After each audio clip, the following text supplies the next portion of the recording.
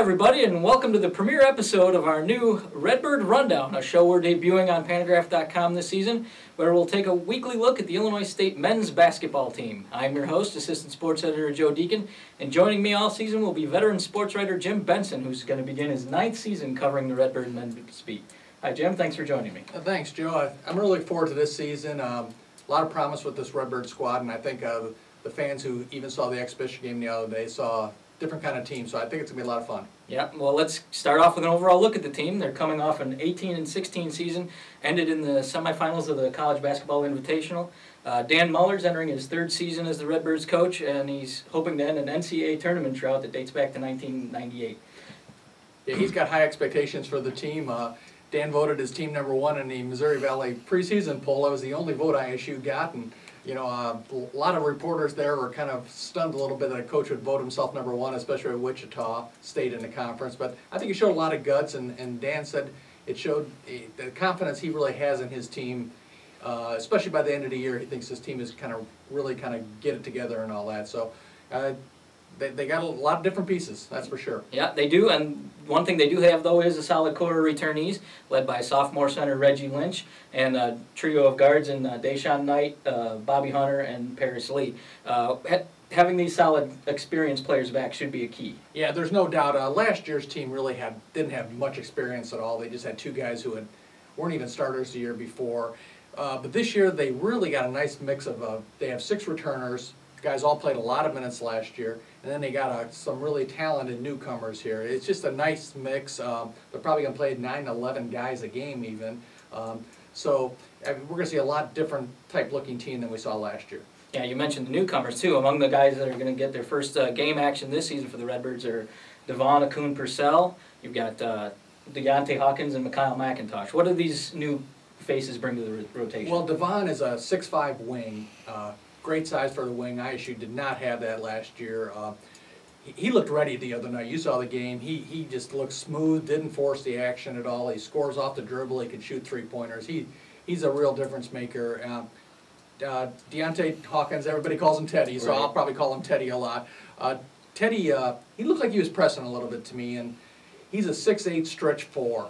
Not a lot of guys like that in the Missouri Valley especially. I think it's going to take him a little while to really get comfortable. He hasn't really played a real game in almost 2 years. Mm-hmm. It might take him a little bit to get going, but I mean, he's got the athleticism, skill level. He's going to be fine. And Mikhail McIntosh played with a broken nose the other night. He hadn't really practiced a lot for about the 4 days leading up to that game. I thought he looked pretty good. He's a 6'7", 235-pound guy who's going to play the wing for the most part. He can play inside a little bit, but he's going to play the wing. He's going to be a real solid addition, too. Yeah, you kind of mentioned they got their first test of game action on Monday night in an exhibition win over Lewis. Akun-Purcell with 16 points led the way. They had 4 Redbirds in double figures, and a big game for Reggie Lynch, of course.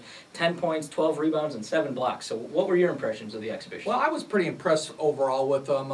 They were down 26-21 early, but Lewis had played 2 games already, and I don't care if you're a junior high team playing somebody. If you've been on the court a couple times beforehand, you got a little, the nerves are out of the way a little bit. So it took ISU a little bit to settle down. Once they settled down, I thought they played a pretty solid game overall. The Lewis kid, Max Cruz, had 30 points. He shot the lights out and all that. And ISU also was helped by the 3 of 17 free throw shooting by Lewis. But for the most part, I thought it was a very solid exhibition game for the Redbirds. Yeah, Coach Muller said he was pretty happy with the defensive effort. He kind of joked he was especially happy with the defense at the free throw line. Yeah, free throw defense. Yeah, they work on that a lot. Indeed. So the regular season is going to start off Sunday now with a 4 p.m. home game against Utah State. So what do we expect to see from the Aggies in this one? The Aggies are under Stu Morrell. He's one of amongst the coaches, he's one of the most respected guys in the country. Just a very solid coach. He's been there, I think this is his 17th year now. He's taken 8 teams to the NCAA tournament. He knows how to coach. And the thing about Utah State is they get to play a game Friday night against Weber State, which is ISU is going to play the next week in the Virgin Islands. So Utah State's going to have a game under their belt. Sometimes that helps, sometimes it doesn't. But they have a different kind of team this year. They brought in a lot of transfers, which he usually doesn't do. But they brought in a lot of transfers. They don't have very many returning guys, but they a redshirt freshman, 6'8", David Collette, forward. He led them in scoring, and they played also 2 exhibition games. So they're going to come in with 3 games really under their belt, and the Redbirds just had 1. So it should be a pretty solid test. Like I said, Morrell's a really good coach. He'll have them prepared. It's a good opener for ISU. What do you expect Muller and the Redbirds to come out? What are their main focus going to be, do you think? I think on defense will be the kind of their main focus. That's the thing they've really been stressing. Last year they had to play zone defense because they were so small. This year they're going to play man-to-man for the most part. I expect them more in this game to come out and pressure at least 3/4 court. They didn't show that the other day. They didn't show a lot of stuff in the exhibition game. Coaches usually don't. They don't run certain plays, out of bounds plays and all that. So I would think ISU is going to show a lot more defensive pressure than they really did against Lewis. Great.